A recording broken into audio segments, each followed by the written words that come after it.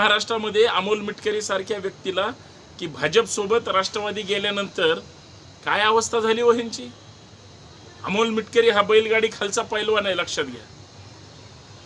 जिकडे खोबरं तिकडे चांग भलं म्हणणार।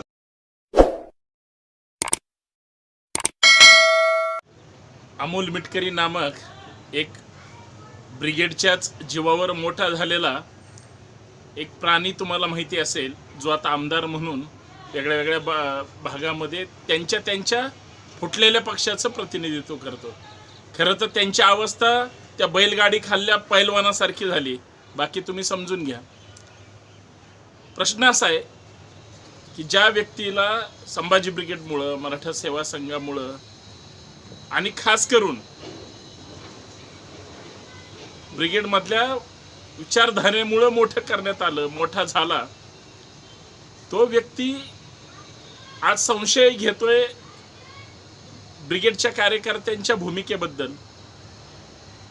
अरे बाबा, तुला कुणी ओळखत नव्हतं त्यावेळेस, म्हणजे माहितीच आहे सगळ्यांना की तुला काय किंमत इथल्या लोकांनी दिली।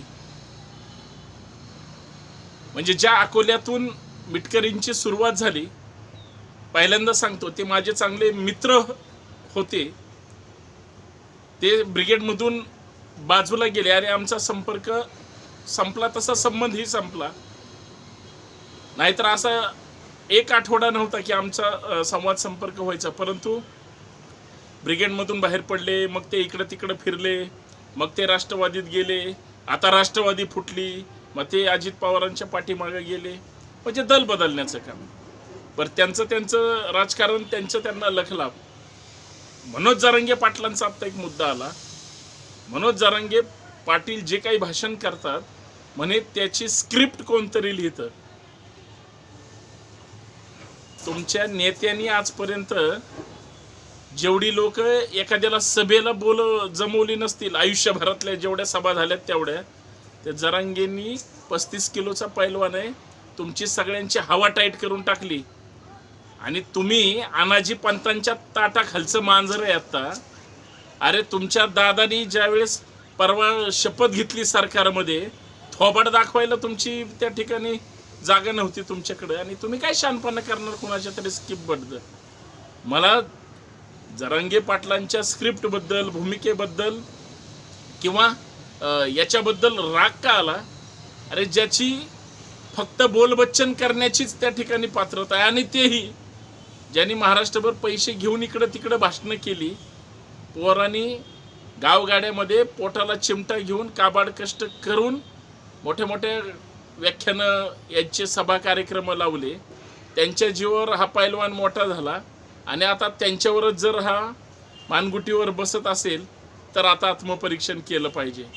आणि पुरोगामी विचारधारा सांगणारा माणूस अचानक प्रतिगाम्याच्या कळपात जाऊन पुरोगामी विचार सुद्धा गुंडाळून ठेवले, अशा 1.5पट 3पट म्हणायचो पूर्वी, पण 3पट सुद्धा आता यांची वैचारिक पात्रता राहिलेली नाही। ती आता म्हणजे त्या जरांगे पाटलांवर बोलतात का सरकार अडचणीत आलं म्हणून, का तुमचे दादा अडचणीत आले म्हणून। त्या येरवड्याचा भूखंड विकायला निघाले होते त्यावेळेस, आणि श्रीखंड खाणार होते, तुम्हाला तर पत्ता पण नव्हता। ते खरं आहे की खोटं आहे हे ते सन्माननीय मीरा बोरवणकर मॅडम आणि दादा बघून घेतील, आम्हाला त्याच्याशीही काही देणं घेणं नाही। तुमचं ठेवायचं झाकून आणि दुसऱ्याचं बघायचं वाकून, हे धंदे कशाला? तोंड आहे का महाराष्ट्रामध्ये अमोल मिटकरी सारख्या व्यक्तीला की भाजप सोबत राष्ट्रवादी गेल्यानंतर काय अवस्था झाली हो ह्यांची। अमोल मिटकरी हा बैलगाडी खालचा पैलवान आहे, लक्षात घ्या। जिकडे खोबरं तिकडे चांग भलं म्हणणार। आणि सगळ्यात महत्त्वाचं, ज्यांना वैचारिक बेस शून्य, जो फक्त पैशाने सुपाऱ्या वाजवणार, आणि सगळ्यात महत्त्वाचं, जो पैसे देईल त्याच्याविषयी एवढं गोड बोलणार की तुम्ही कल्पना सुद्धा करणार नाही। उदाहरण सांगतो, एखादा एक्स नावाचा व्यक्ती अत्यंत बदमाश आहे, म्हणजे अत्यंत टोप्या घालणार आहे, अत्यंत अख्खं गाव म्हणतं की हा टाकून दिलेला आहे, हरामखोर आहे। आणि तशा माणसांनी जर समजा यांना व्याख्यानाला बोलवलं, विषय कुठलाही असू द्या, कार्यक्रम कुठलाही असू द्या, त्या माणसाविषयी हा व्यक्ती व्याख्यानाच्या रूपाने पैसे मिळणार आहेत म्हणून एवढं चांगलं बोलतो, समोर माणसं असू द्या किंवा नसू द्या, जनावरं असले तरी त्यांच्या समोर त्या माणसाचं कौतुक करतो. याचा अर्थ हा सुपारी घेऊन भाषण करणारा माणूस. खरं तर मग ह्यांची काय पात्रता असू शकते, पण मला तसं म्हणायचं नाही. आणि माझे चांगले मित्र होते, आहेत, भविष्यात राहतील, भले आमचा संबंध असेल किंवा नसेल, पण ज्याच्यावर बोलण्याची ह्यांची पात्रता, किंमत किंवा संबंध पण नाही. सावली दिली म्हणून तुम्ही आता उडायला लागले असं जर असेल तर लोक पण विचार करतील. 6 वर्षाची फक्त तुमची प्रेग्नन्सी आहे, लक्षात ठेवा. नंतर पक्षांनी जर नाही विचार कर, पहिलेच तुम्ही मूळ पक्षातून भागदड पाडून बाहेर पडले, 50 खोक्यावर तुमचंही तोच बाजार आहे, तुमची दुसरी काही किंमत नाही, आणि तुम्ही दुसऱ्याला नावं ठेवता. बरं, तुमचं राजकारण, समाजकारण तुमची तुम्हाला लखलब असू दे ना. तुम्ही कुणावर बोलताय, कुठून हिंमत आली? एक काळ आठवत असेल मिटकरी तर लक्षात राहू द्या, ज्यावेळेस लोक तुमच्या घरावर दगड मारायची त्यावेळेस संभाजी ब्रिगेड नावाचं आग्या मोहोळ तुमच्या सोबत होतं. ज्यावेळेस तुमचे जे काही वादविवाद सुरू होते त्यावेळेस सुद्धा ब्रिगेड नावाचा ब्रँड तुमच्या पाठीमागं होता. म्हणून आयुष्यात एकही आंदोलन केलं नाही, संघर्ष नाही, कुठं येणं जाणं नाही. पुण्यात मी बोलवायचो आणि प्रेस असेल किंवा इतर बैठक कार्यक्रमाला किंमत द्यायचो, म्हणून तरी तुमच्याकडे किंमत आहे हे मी म्हणणार नाही, म्हणायची गरज नाही. पण जो माणूस लाखोंचे मोर्चे निघाले, 55, एक मराठा समाजाला स्वच्छ चारित्र्याचा नेता मिळाला नव्हता. आता कसं तरी मिळालाय का? तुमचा पोट सुळ उठतंय याच्या फक्त एवढ्या भूमिकेबद्दलच मी एवढं सगळं बोललो.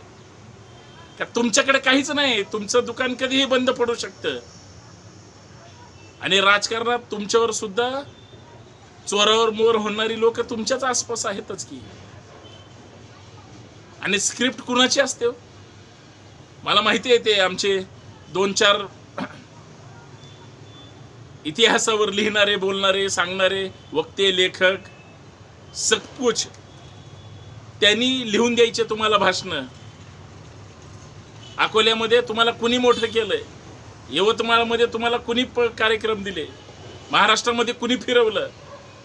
मिटकरी, तुमच्या स्क्रिप्ट वाचा, तुम्ही महान नेते व्हाल. उद्या महाराष्ट्र तुमच्या ताब्यात द्यायचं आहे, उद्या महाराष्ट्राचं मुख्यमंत्री तुम्हाला करायचं आहे. अशी कुजबूज त्या भातुकलीच्या खेळामध्ये सुरू होती. आणि तुम्ही कुणासोबत बसले? अरे, ज्या दिवशी शपथविधी होता तुमचं तोंड बघण्यासारखं होतं. खरं तर जर सत्सग विवेक बुद्धी ज्याची चांगली आहे आणि ज्याला काहीतरी वैचारिक अधिष्ठान आहे आणि सगळ्यात महत्त्वाचं ज्याला लाज इज्जत आहे, तो माणूस कधीच त्यांच्या कळपातही गेला नसता आणि तिथं थांबलाही नसता. भंडाऱ्यावर तुम्ही